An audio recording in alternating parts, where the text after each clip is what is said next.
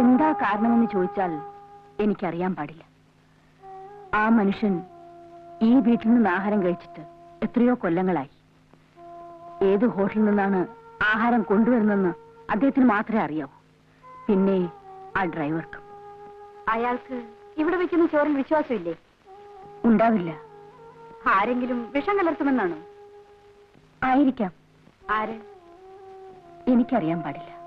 എന്നാൽ എനിക്കറിയാം. അയാൾ ഭയപ്പെടുന്നത് പ്രഭുവിനെയാണ്. നിങ്ങളും.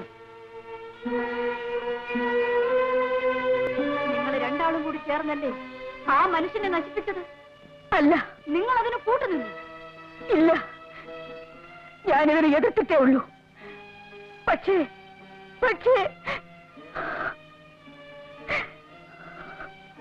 ഞാൻ നിസ്സഹായായിരുന്നു കുട്ടി. ഞാൻ മനസ്സിലായില്ല. ഭർത്താവ് മരിച്ചതോടുകൂടി എനിക്ക് ആരും ഇല്ലാതെയായി. എനിക്ക് അയാളെ പേടിയായിരുന്നു. അതയാൾ മുതലെടുത്തു. അയാൾക്ക് വേണ്ടിയിരുന്നത് സ്വത്ത് മാത്രമായിരുന്നു. അതെനിക്ക് അന്ന് മനസ്സിലായിരുന്നില്ല. നീലിമ ജനിച്ചതോടുകൂടി അതെനിക്ക് വ്യക്തമായി. പിന്നെ അയാളുടെ ഭയം എന്റെ മോനെ ആയിരുന്നു. അയാൾ അവനെ തളർത്തി, നേരെ നിന്ന് ചോദിക്കാൻ കരുത്തില്ലാത്തവനാക്കി. പണം വാരി കോരിക്കൊടുത്ത് അവനെ വഴിതിരിച്ചു വിട്ടു. കുഞ്ഞ് പാല്. കുഞ്ഞ് നല്ലവണ്ണം പഠിക്കണം കേട്ടോ. മോനെ, ടെക്സ്റ്റ് ബുക്കുകൾ മാത്രം വായിച്ച് പഠിച്ചതുകൊണ്ട് മനുഷ്യന് അറിവ് കിട്ടിയില്ല. എന്താണ് നോക്കിക്കൊണ്ട് നിൽക്കുന്നത്?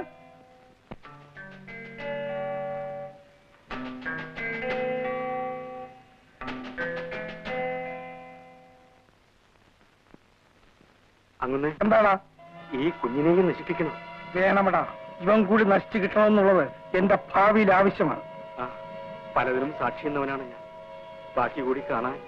മതി നിന്റെ ഉപദേശം. നിങ്ങൾ പോകാം. ഇവനെ കൂടെ നശിപ്പിക്കണം. അല്ലെങ്കിൽ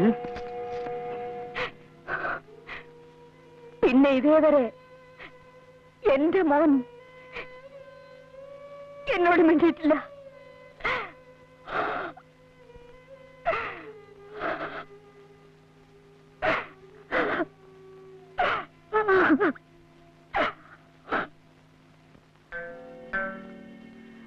അന്നേ പിന്നെ ഇന്നേ തീയതി വരെ ടാക്സി ഇറക്കിയിട്ടില്ല.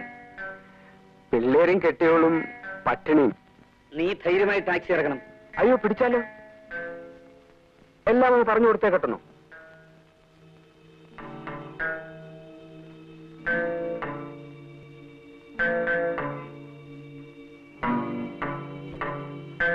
ഇതാ. അപ്പോ ഞാനിങ്ങോട്ട്.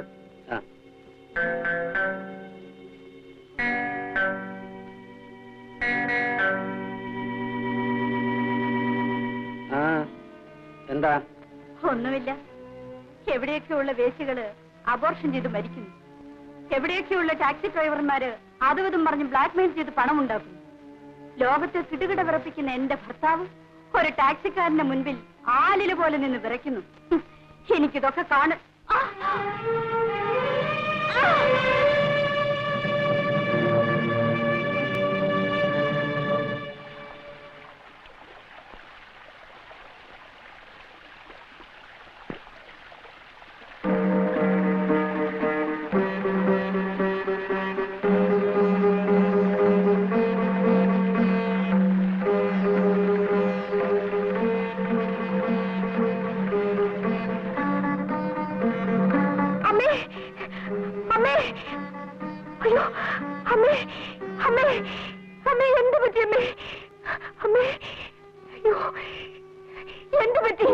എന്തോ ഒരു ശബ്ദം കേട്ട് ഞാൻ ഓടി വന്ന് നോക്കുമ്പോ അമ്മ ഈ കിടപ്പ. മിണ്ടാട്ടോ ഇല്ല, അനക്കോ ഇല്ല. അമ്മേ, അമ്മേ.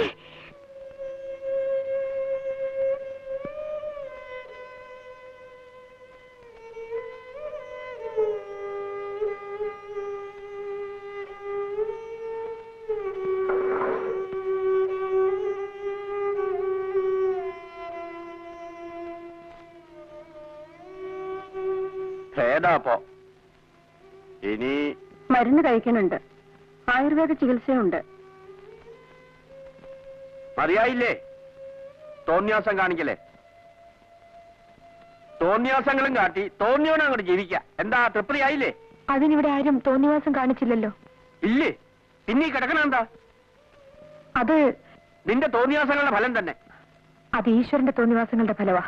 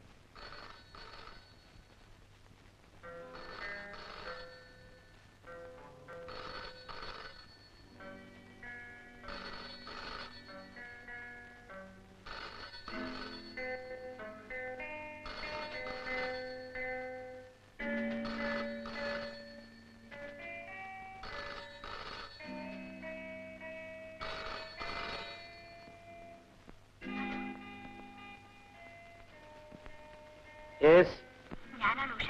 ആ ഇന്ന് വരാമെന്ന് പറഞ്ഞിട്ട് വരാം, എപ്പോ? ഇപ്പൊ തന്നെ വരാം. എങ്ങോട്ടാണ്? ഏത് വേശി വിളിച്ചിട്ടാണ് ഈ നേരത്ത്? തുടരുത് തന്നെ. പിശാച്. ഇടിയൻ.